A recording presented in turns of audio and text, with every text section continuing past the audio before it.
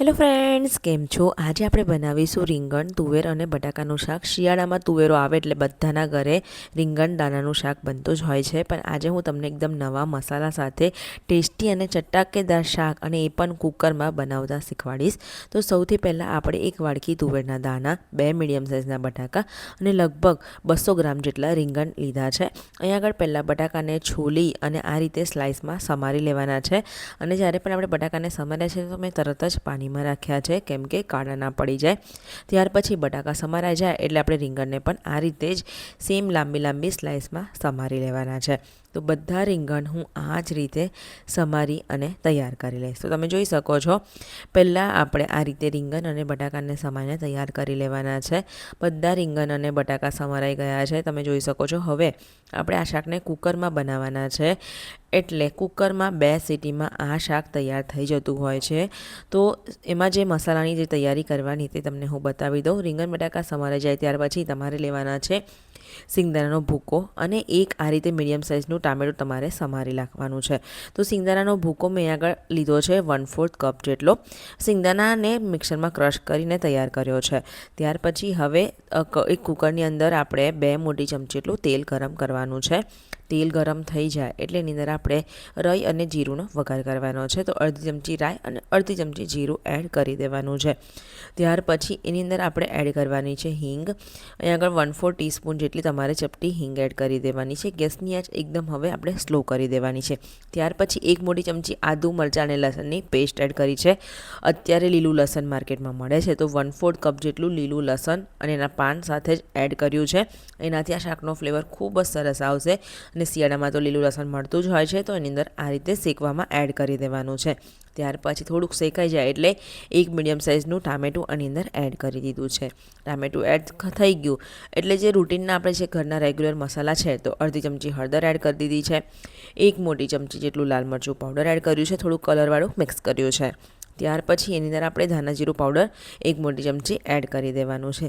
મસાલા જે રૂટીનના હોય એ જ આપણે એડ કરવાના હોય છે, એનાથી જ આપણો શાકનો સ્વાદ ખૂબ જ એવો વધી જશે. બસ અહીંયા આગળ મેં મસાલા એડ કરી દીધા છે. તો ફરીથી આપણે મિક્સ કરી અને લગભગ અડધી મિનિટ જેવું એને શેકાવા દઈશું. સરસ, અહીંયા આગળ હવે મસાલા, ટામેટાં બધું શેકાઈ ગયું છે, એટલે અહીં આગળ સિંગદાણાનો જે ભૂક્કો હતો તે આપણે એડ કરવાનો છે 1/4 કપ જેટલો. ત્યાર પછી આપણે એડ કરીશું 1 મોટી ચમચી જેટલા સફેદ તલ.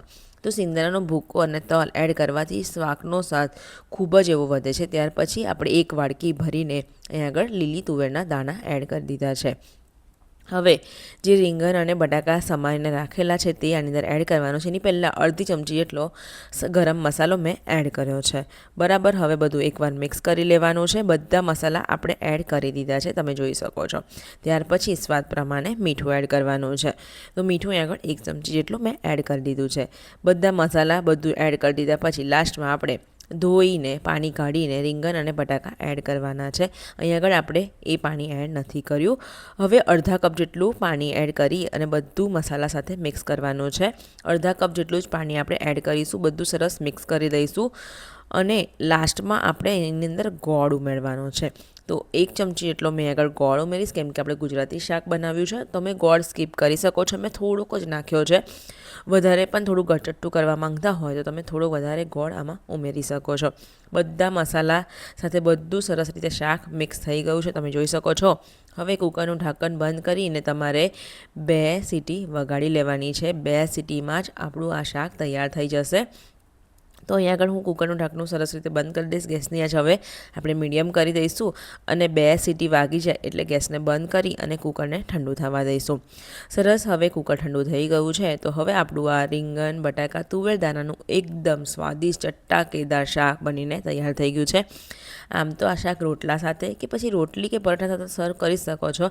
ઇવન ખીચડી સાથે પણ ખાવાની ખૂબ જ મજા પડી જાય છે. ઉપરથી ફ્રેશ કાપેલા ધાણા અને થોડુંક લીલું લસણ એડ કર્યું છે.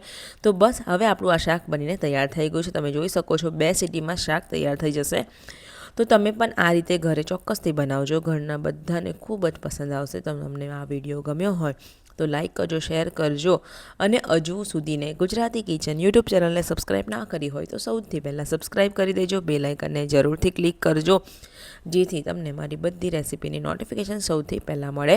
મળીશું એક આવા જ નવા વિડીયો સાથે.